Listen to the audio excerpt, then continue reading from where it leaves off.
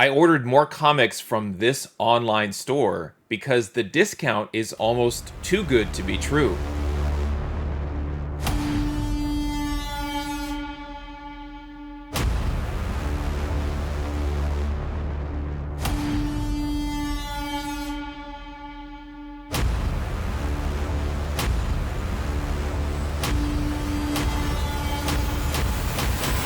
Hey there, today I have a comic book unboxing, and in this video I'm going to open up an order that I placed with Mile High Comics 2 days after I placed my last order in order to take advantage of their 70% off discount.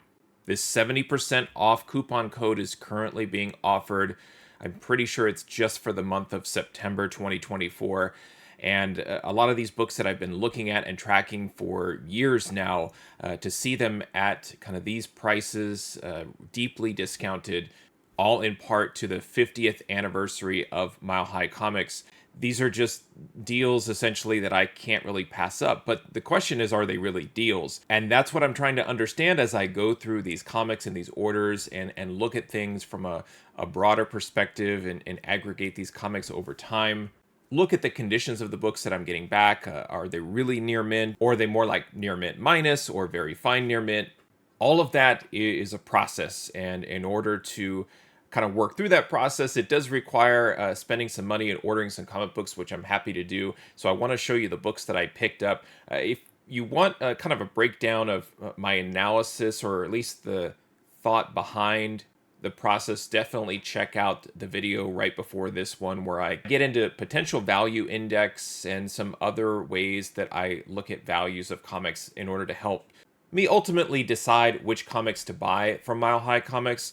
This order was exactly in line with that one.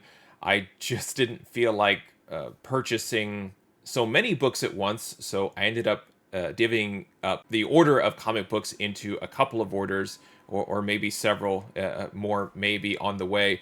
But this is a more of a, I would say, a typical sized order. It's 8 comic books, and all the books are in that $10 to $35 range, which is really what I talked about last time, where I believe that's kind of the sweet spot for Mile High Comics, is looking for those books in that price range that have that potential value. So it's time to get this order unboxed.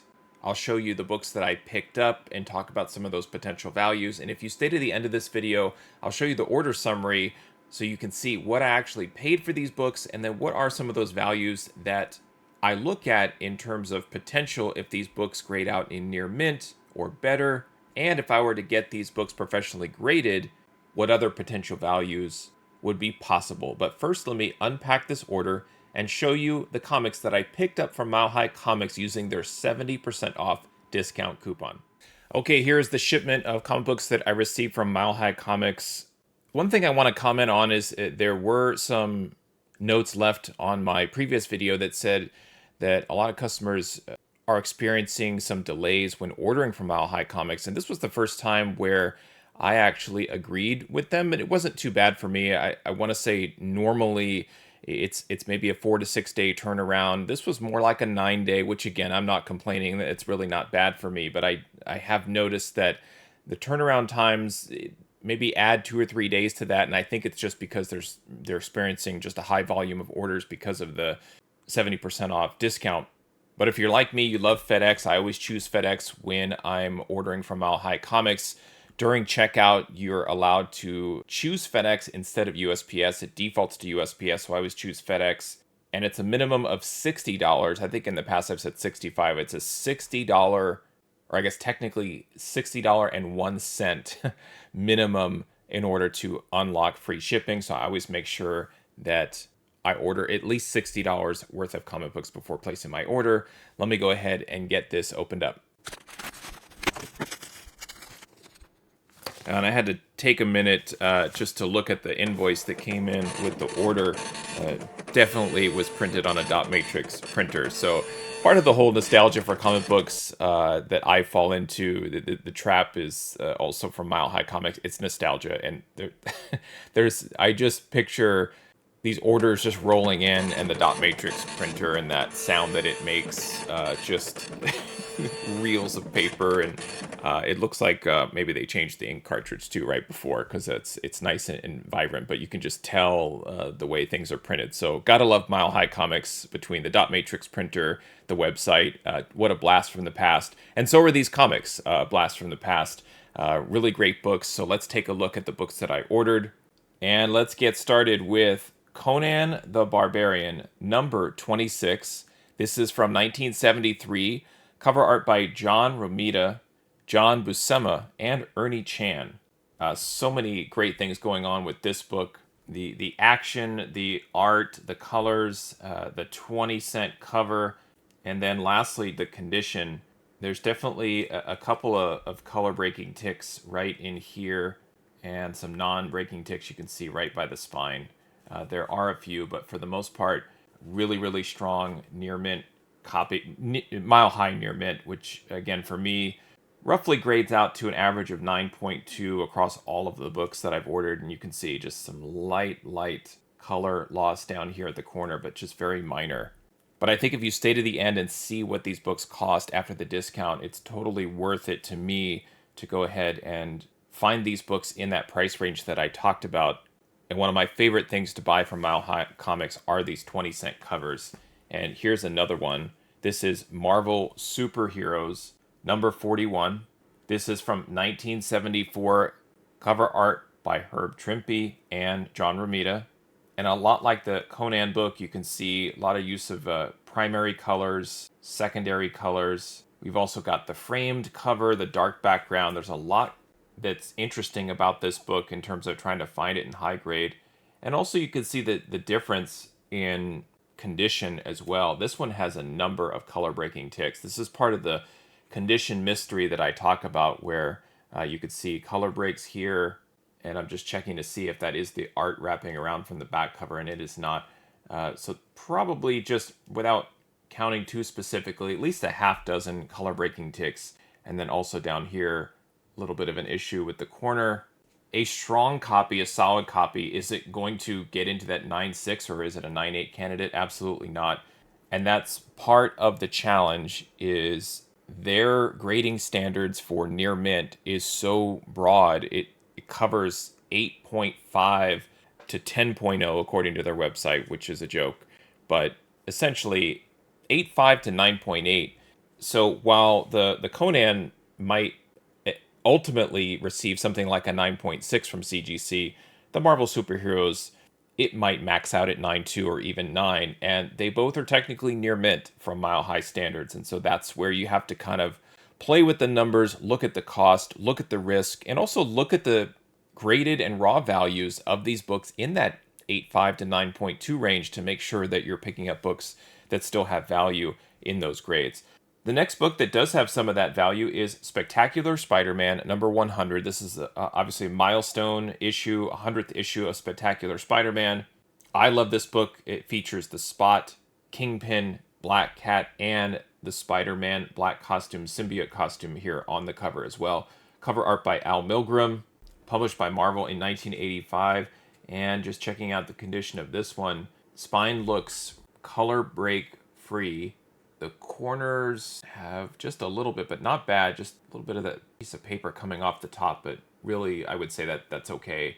That would be related to manufacturing. Corner down here has a little bit of color loss around the wrapping, but this looks to be a really, really nice copy of Spectacular Spider-Man number 100. Those Spectacular Spider-Man books featuring the Spot are fun and highly collectible. Now, moving backwards from a 20-cent cover down to a 15-center, this is Tower of Shadows number 5. Cover art by the great Marie Severin. And this is probably an example of one of those books that I've tracked for a long time, and it just never really made sense for me to pick it up until the discount got so great that it fell into that category of really strong buys, potential value buys.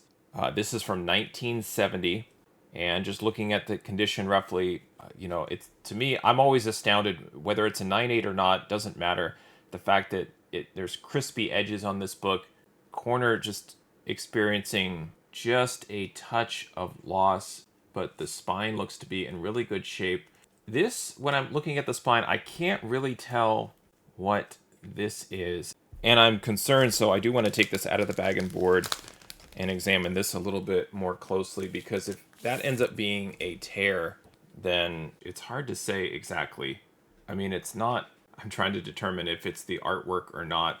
Yeah, it's definitely just part of the page that has completely rubbed away. So that's unfortunate.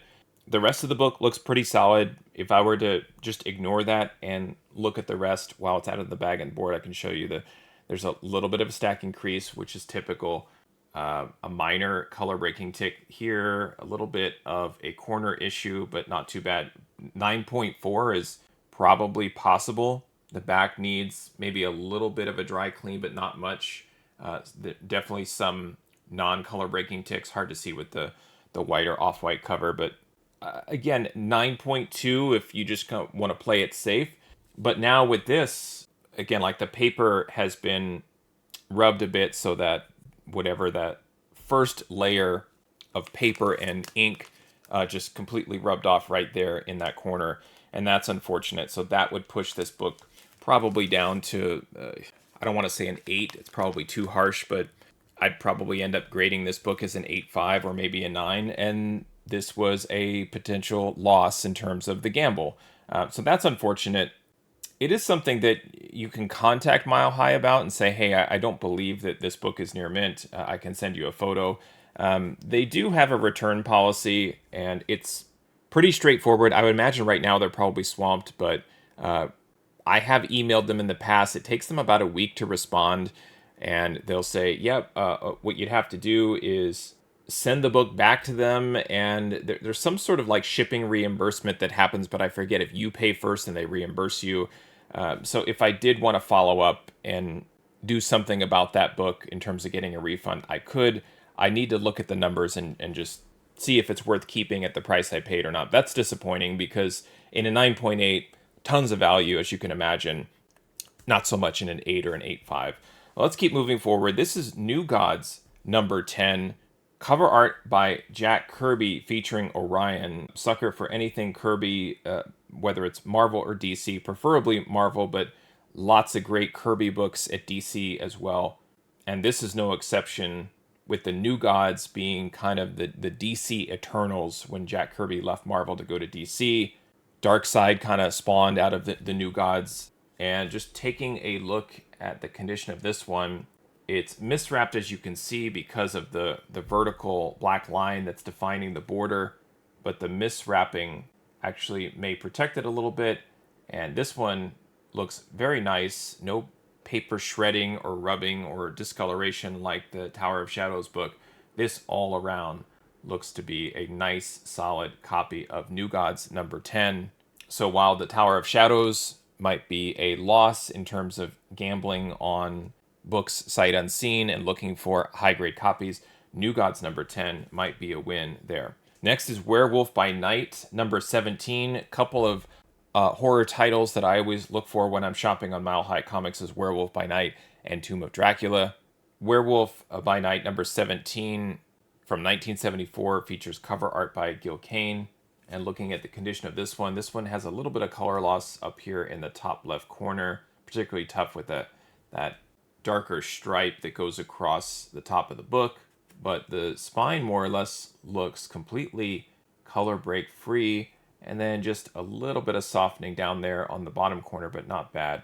So I would say just at first glance, this also a win, and you kind of take your lumps, your wins, and your losses from Mile High Comics, and you keep going forward. That's what I do. I don't get discouraged. The Tower of Shadows book, obviously something they overlooked in terms of condition, or they may see it, oh, nope, this is an 8.5, this is technically near mint according to our standards, and they throw it in the near mint bin. A little frustrating there, but back-to-back books that are in much better shape than advertised. And let's keep going with Werewolf by Night number 16. This is a 20-cent cover, with issue 17 moving to 25 cents. Cover art on this one by Michael Plug and John Romita. Another great action shot here. Lots of great dynamics. The Hunchback of Notre Dame making a cover appearance. And looking at the condition of this one, another slightly miswrapped book, but pretty straight. At least the miswrap is straight anyway, and kind of have a love-hate with that one as it does tend to protect the spine, and this spine looks to be great. Corners are quite sharp on this issue, so that's great to see. All around, really sharp edges. Another possible win to make up for that Tower of Shadows book. And then the last one is Marvel Comics Presents number 5. This is featuring cover art by Art Adams, first appearance of a character named Ryan, and this is from 2019, and this was just a pure cover buy. Love getting any books by Art Adams, but he's been doing a number of covers recently, a lot of incentives that typically pop off in value, and so a lot of times I'll just kind of reach back 3 or 4 years, 5 years, and find some other books that he's done. And you also have Wolverine, Nightcrawler here on this cover. To me, this was very cheap on Mile High Comics with a lot of upside. And sometimes these modern books end up being 9.8 candidates just because they're newer and they fall under that near mint category. So I'm very curious to grade this one out, but I just thought this was an awesome Art Adams Venom cover to pick up. So that's the stack that I bought from Mile High Comics using their 70% off discount code. I would say overall, at first glance, the conditions of the books are much better than expected. But yes, the Tower of Shadows book, with that issue on the edge around the spine, again, it's almost like you just took a piece of the paper and just kind of ripped it off. It's unfortunate, but for me, I try not to get too emotional, try not to get too upset, and I try not to get too excited either when I see some of the books in high grade, because I've certainly assessed some of these, have been very hopeful, and I've sent them off for cleaning, pressing, and grading, and they come back maybe a 9.2. So for me, the best thing is to just kind of remain neutral and just ride the highs and lows with Mile High Comics. And I want to show you what I paid for these books so you can see that I'm not necessarily putting a ton of risk into each of these comics either. So even if that Tower of Shadows book doesn't grade out, it's not a huge setback for me. So let me show you these numbers and show you the potential values against the raw fair market values, and then also compare the cost of these books against the CGC values if I were to submit these books for professional grading. So here's the order summary. All right, here is the order summary for the order that I placed with Mile High Comics on September 16th, 2024. I was invoiced $205.40 for this set of 8 comic books, and I did take advantage of their 70% off coupon. So here in the amount column, this is what's listed on their website, and then this is what the actual price is when you check out. Now, I did unlock free shipping, but I paid $8 to insure the book, which I'm happy to do to make sure that my comics arrive safe and sound.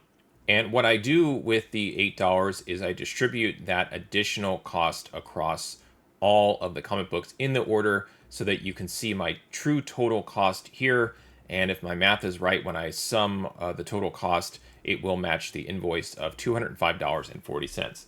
Now, the raw value total for this order is negative. It is a loss of $31.40.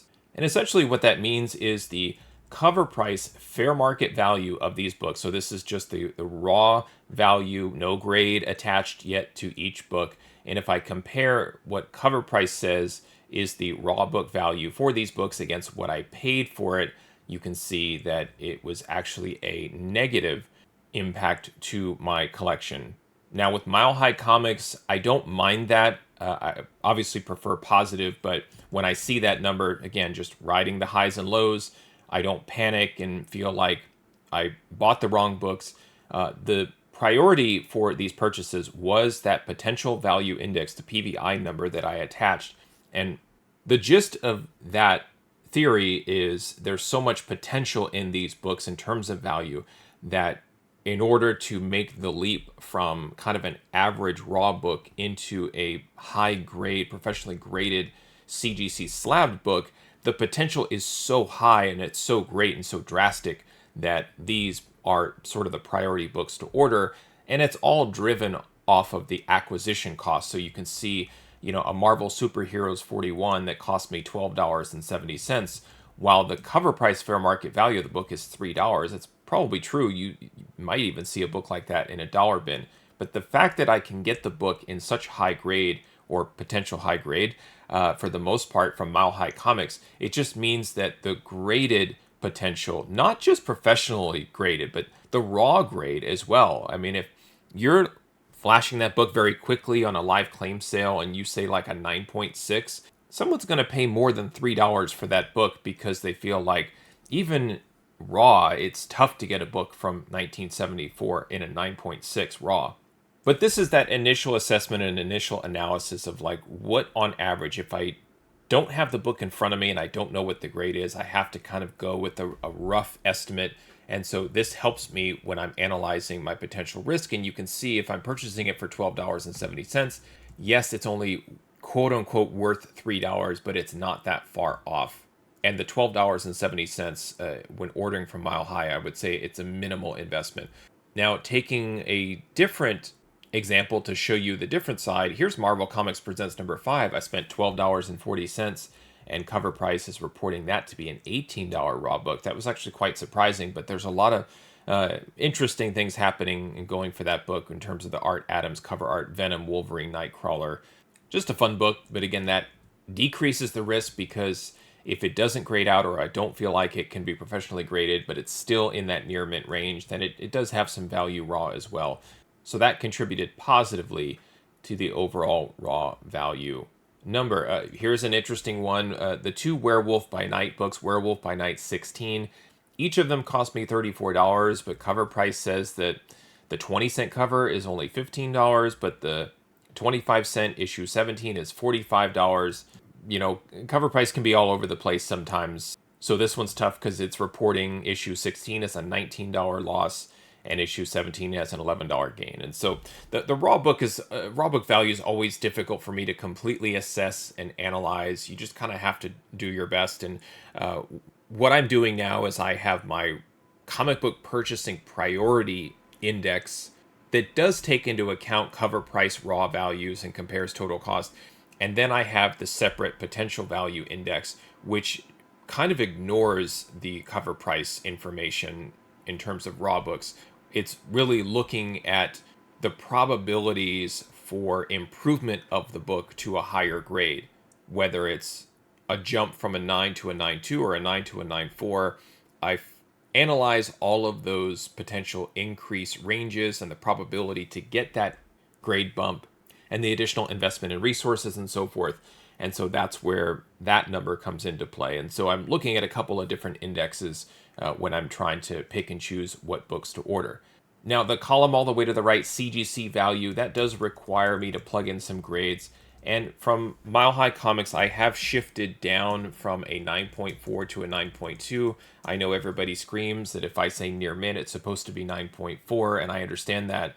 But I'm trying to figure out what is a near mint at each source that I acquire books from. You might have an LCS or a local dealer or convention where you know if you go to that table and that particular seller could be a live claim sale, doesn't matter, but you understand like when they say near mint, they really mean 9.6. When someone else says near mint, maybe they mean 8.85.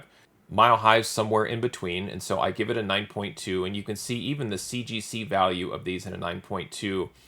It is an absolute straightaway break even. So that's not a bad thing. That's actually quite good. And what this means is if I were to take all of these books and send them to CGC, sight unseen, and they all came back as a 9.2, I would essentially not incur any loss for the book. So this is where the decision on what to do with the Tower of Shadows number 5 book is interesting, because if that, I don't know what to call it, but just a paper loss, it's not really a tear, but we could just call it a tear just to keep it simple. But that the Tower of Shadows, maybe the book looks great. It's a 9.896 candidate without it, and it pulls down to 9.2. My rule of thumb is if there's paper loss, a tear, or something, I kind of look at an 8.5, maybe a 9.0 max. So 9.2 is tough here, but just for the sake of the evaluation of these numbers, a 9.2 of that book is $70. It cost me $40 to acquire the book, so roughly $30 if you're submitting it to CGC, paying for some shipping back and forth. The total grading cost is around $30.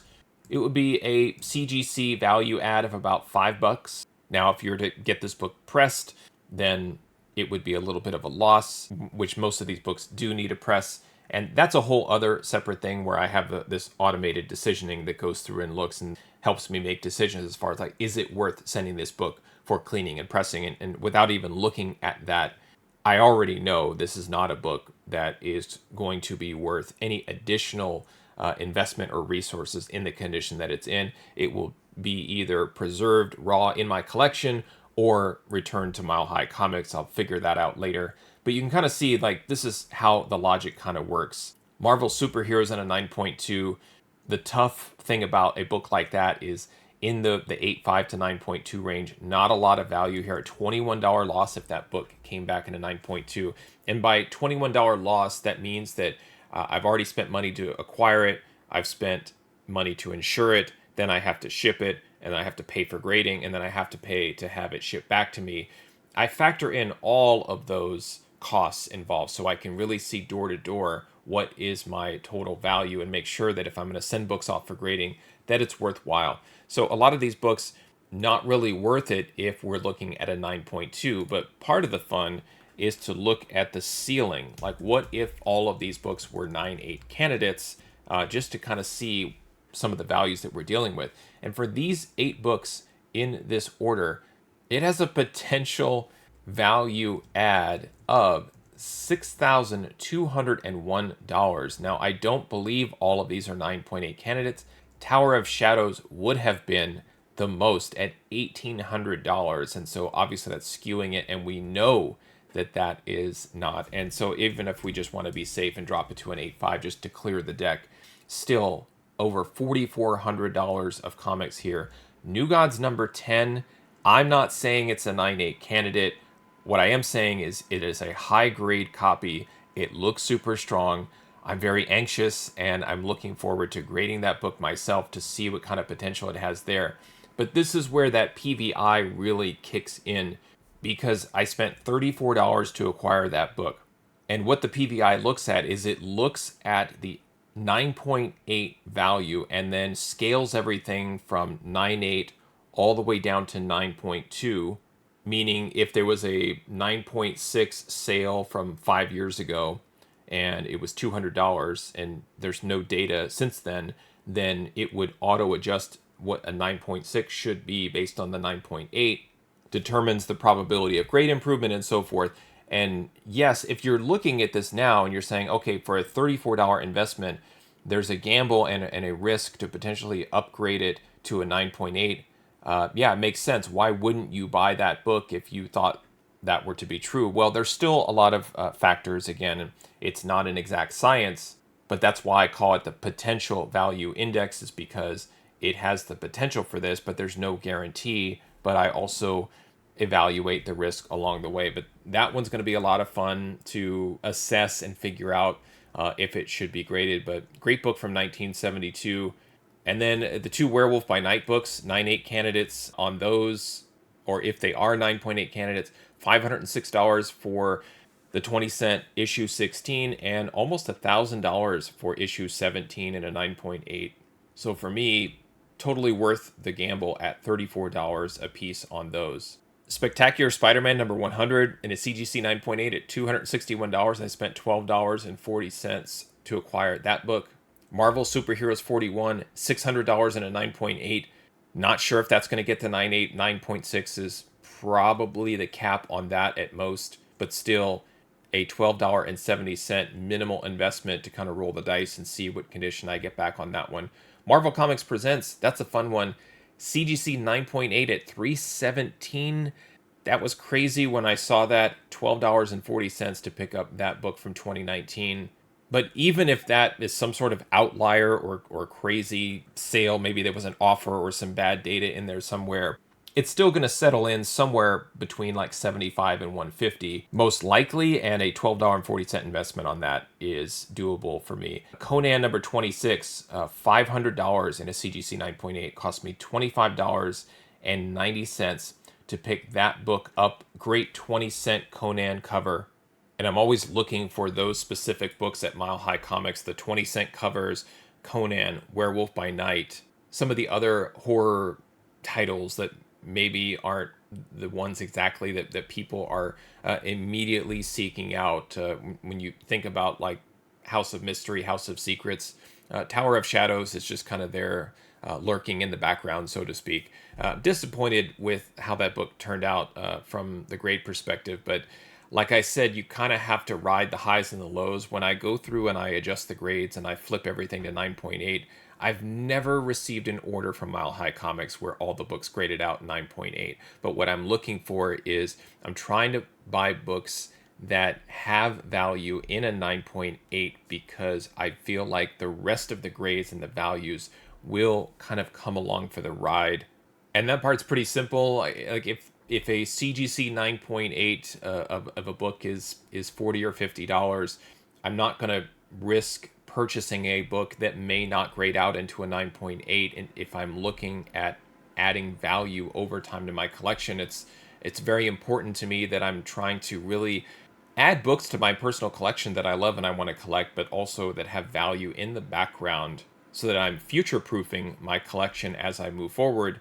But I think the difference in this order between the last order is the potential value, the potential to jump from my initial investment to some of those CGC 9.8 values was so drastic. And that's what drove that potential value index high. And I prioritized the books in this order based on that index score. And I'll reveal more of like the algorithm and the specific formulas that I use going forward. Right now, I'm just excited to find these books at Mile High Comics. Clearly excited and motivated to place these orders. I have a couple of more that are in transit already, as the coupon, as I understand it, is going to be discontinued after September. So just trying to scramble a little bit and purchase as much as I can and as I want to before that coupon goes away. We'll have to see once we get to like Black Friday and some other holiday weekends what type of coupon they'll reintroduce. I imagine they'll probably go back to maybe an interim 65% for some of those sales, but just trying to do my best and find great books from Mile High Comics and take advantage of their 70% off discount code. What do you think about these books that I picked up? What do you think about this whole like potential value analysis and the thought behind it? When we're looking at comics, we're always looking at potential, yes, but what is the reality of realizing that potential? What is the probability of it for you? Curious if you maybe have a different resource, maybe not Mile High Comics, but something else, an LCS, a specific comic show. Like I mentioned, maybe there's some dealers at a specific show that you often target just because you understand that when you're buying a comic there, it has so much potential based on your history and in dealing with those sources, online auctions, live claim sales, social media, anywhere that you find comics. I do feel like over time, as a collector, you just kind of have this feeling that when you're engaging with a particular seller or source, you just sort of naturally kind of feel that potential to not only get a great deal, but add a lot of potential value to your collection. Leave me a comment if you wouldn't mind sharing your story. Thanks for watching, happy collecting, and see you next time.